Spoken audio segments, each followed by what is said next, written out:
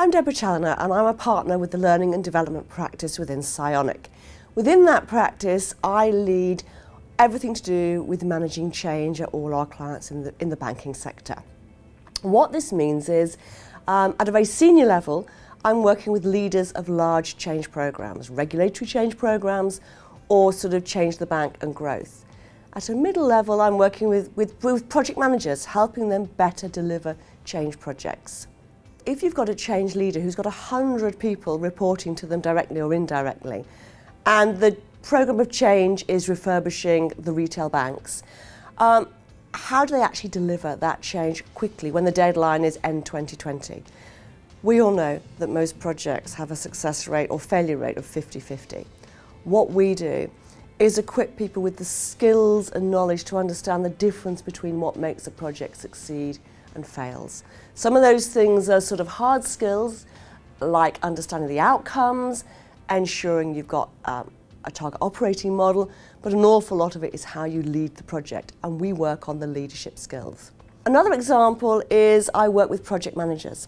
So you're a project manager, you've got some critical regulatory change to get in place by the middle of next year, and you thought you had a team of 30 project managers and BAs, you've actually only got 15. You are screaming. What we do is help project managers better understand that it's not the project methodology that succeeds. That's part of it, that's the science. It's how you influence, persuade, challenge the business, work with sponsors to deliver and meet those deadlines with the resource you've got. So it's all about helping people influence, challenge, manage upwards and manage a whole range of stakeholders. There are times in the financial services sector where people development is all around subject matter expertise, specific compliance and regulatory knowledge. The emphasis now, without a doubt, is not just on historically, well, you need to be able to attend a meeting, run a meeting, present the core of message. The emphasis now is what are the strategic people skills that really will advance change and get the pace that organisations need. So I work with an awful lot of senior people saying, just think through, in 3 or 5 years' time, what is it going to be like? Where will you be sitting as a leader? Where will your workforce be? How will they want to be motivated? How will they want to be rewarded? It's all going to look different. We're developing micro-learning packages to reinforce the face-to-face learning we do. Within a 10-minute clip, you can understand something like the conditions for success in terms of what makes a project successful, a template that you can use to follow up and do some work on your own project to see whether you're on track to succeed or fail, and some specific learning that you can then do thereafter.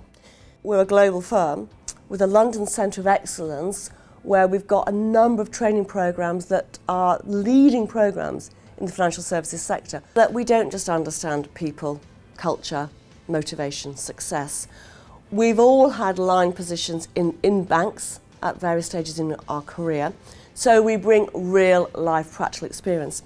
But more than that, we're part of an organisation that's got a large area and pool of expertise. We work very closely with our consulting arm, our transformational consultants, our subject matter experts, so that when we are running a programme and talking about influencing stakeholders, challenging sponsors, we're bringing that subject matter expertise, whether it's the latest regulatory change, whether it's all to do with risk, whether it's all to do with actually driving through compliance, but we have that knowledge, we incorporate that in our programs. So our programs aren't just, as some people might say, soft, fluffy, woolly. They are hard-hitting behavioural change because we're all about performance, people performance and organisational performance.